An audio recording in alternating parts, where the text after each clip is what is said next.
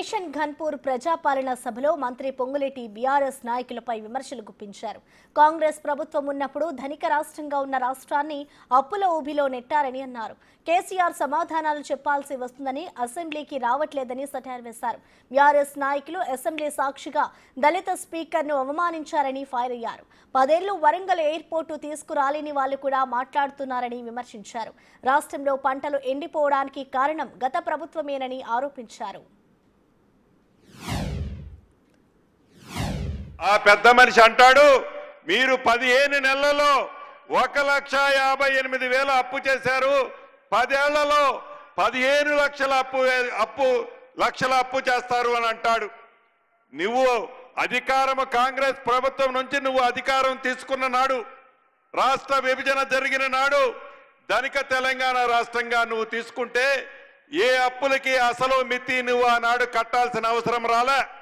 కానీ ఈనాడు ప్రతి నెల 6,500 మనం తిన్నా తినకపోయినా, మన అవసరాలు ఉన్నా లేకపోయినా అసలు మితి కడితేనే దేశంలో మన రాష్ట్రానికి గౌరవం ఉంటుంది.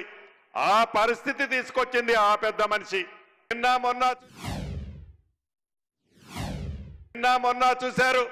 ఈ 15 నెలలలో అసెంబ్లీ జరిగేటప్పుడు ప్రధాన ప్రతిపక్ష నాయకుడు అని చెప్పుకుంటున్న ఆ పెద్ద మనిషి 2 సార్లు అసెంబ్లీకి వచ్చాడు. నోరు ఇప్పితే ఏ ముత్యాలు రాలతాయనో, ఆ మాట్లాడితే నిజాలు ఎక్కడ చెప్పాల్సి వస్తుందనో అసెంబ్లీకి రాడు. అసెంబ్లీకి వస్తే సమాధానము ఉండదు. ఇక వాళ్ళ తొత్తుని కౌరవ సైన్యాన్ని అసెంబ్లీకి పంపిస్తాడు.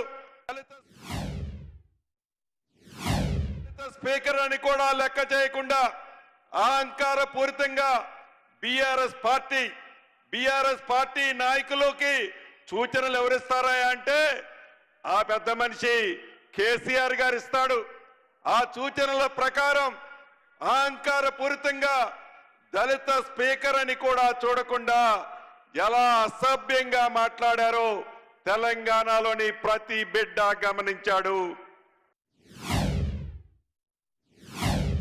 వరంగల్ ఎయిర్పోర్టు మీరు 10 సంవత్సరాలు పరిపాలించిన నాడు కనీసం జిఎంఆర్ ఎయిర్పోర్ట్ నుంచి క్లియరెన్స్ తీసుకురావాలని ఆలోచన కానీ ఇంగిత జ్ఞానం కానీ లేని మీరు మీ పరిపాలన ఇందిరమ్మ ప్రభుత్వం గురించి, గౌరవ ముఖ్యమంత్రి రేవంత్ రెడ్డి గారి గురించి, ఈ కేబినెట్ గురించి మాట్లాడే నైతిక హక్కు మీకు ఎక్కడుంది అని అడుగుతున్నాను.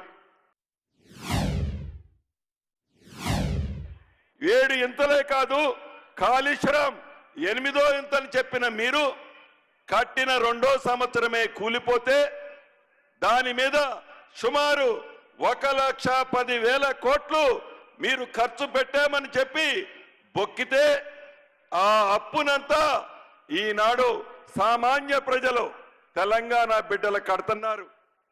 గోదావరి పరివాహక ప్రాంతాల్లో పంటలు ఎండిపోవడానికి కారకులు మీరు కాదా? ఎండిపోవడానికి కృష్ణా పరివాహక ప్రాంతంలో తెలంగాణకు రావాల్సిన నీటిని కేంద్ర ప్రభుత్వంతో మీ స్వార్థం కోసం మీ కేసులు కేంద్ర ప్రభుత్వం ఎక్కడ బయట తెస్తుందోనని ఆనాడు ఆంధ్రప్రదేశ్ ఉన్న ప్రభుత్వంతో కుంభక్కై తెలంగాణకి రావాల్సిన కృష్ణా నీటిని ఆంధ్రాకి వదిలిపెట్టింది మీరు కాదా? అటు గోదావరి కానీ అటు కృష్ణా కానీ ఈనాడు తెలంగాణ రైతుల పంటలు ఎండుతున్నాయంటే దానికి కారకులు ఇందిరమ్మ ప్రభుత్వం కాదు, దానికి కారకులు మీరు ముమ్మాటికి.